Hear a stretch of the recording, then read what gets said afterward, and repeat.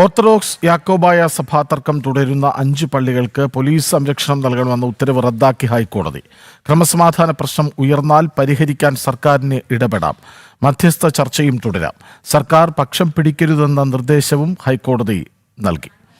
യാക്കോബായ സഭയുടെ അപ്പീലിലാണ് ഡിവിഷൻ ബെഞ്ചിന്റെ വിധി. വിവരങ്ങളുമായി രേഷ്മ ബാബു ഒപ്പം ചേരുന്നത്. രേഷ്മ, വളരെ സുപ്രധാനമായൊരു ഇടപെടലാണ് ഹൈക്കോടതി ഇപ്പോൾ നടത്തിയിരിക്കുന്നത്. വിവരങ്ങൾ എന്താണ്?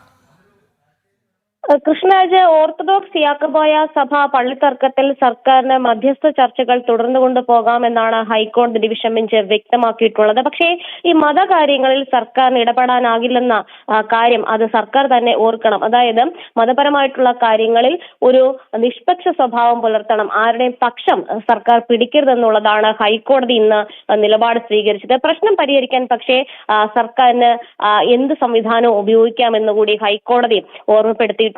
നിലവിൽ ഈ യാക്കോബായ ഓർത്തഡോക്സ് പള്ളിത്തർക്കത്തിൽ സർക്കാരിന്റെ പ്രശ്നപരിഹാരം അത് പ്രശ്നം പരിഹരിക്കാൻ ഉതകുമെന്നുള്ള ഒരു പ്രതീക്ഷ കൂടി ഹൈക്കോടതി വെച്ചു പുലർത്തിയിട്ടുണ്ട്. ക്രമസമാധാന പ്രശ്നം ഉയർന്നു കഴിഞ്ഞാൽ പരിഹരിക്കാനായിട്ടുള്ള സർക്കാർ സംവിധാനങ്ങൾക്ക് അത് ഇടപെടാമെന്ന് കൂടി ഹൈക്കോടതി വ്യക്തമാക്കുകയും ചെയ്തു. 5 പള്ളികളിൽ നേരത്തെ സിംഗിൾ ബെഞ്ച് ഇറക്കിയ പോലീസ് സംരക്ഷണ ഉത്തരവ് ഇപ്പോൾ ഡിവിഷൻ ബെഞ്ച് റദ്ദാക്കിയിരിക്കുകയാണ്. ഓടക്കാലി ഒഴികെയുള്ള 5 പള്ളികൾ, അതായത് പാലക്കാട് ജില്ലയിലെയും അതോടൊപ്പം തന്നെ എറണാകുളത്തെ ഒരു പള്ളിയുടെയും കൊല്ലത്തെ ഒരു പള്ളിയുടെയും ഈ പോലീസ് സംരക്ഷണ ഉത്തരവാണ് ഹൈക്കോടതി ഇപ്പോൾ റദ്ദാക്കിയിരിക്കുന്നത്. യാക്കോബായ വിഭാഗം നേരത്തെ ഹൈക്കോടതിയിൽ ഒരു അപ്പീൽ നൽകിയിരുന്നു. ആ അപ്പീലുകളിൽ 5 എണ്ണം അനുവദിച്ചുകൊണ്ടാണ് ഹൈക്കോടതി ഡിവിഷൻ ബെഞ്ചിന്റെ ഭാഗത്തു നിന്നും ഇത്തരമൊരു വിധി ഉണ്ടായിരിക്കുന്നത്. എന്തായാലും കൃത്യമായിട്ട് ക്രമസമാധാനം ഉറപ്പാക്കിക്കൊണ്ട് പള്ളിത്തർക്ക വിഷയം അത് പരിഹരിക്കണമെന്നുള്ള ഒരു ഓർമ്മപ്പെടുത്തൽ കൂടി ഹൈക്കോടതി ഇന്ന് ഈ വിധി പറഞ്ഞ വേളയിൽ വ്യക്തമാക്കിയിട്ടുണ്ട്. കൃഷ്ണരാജ്.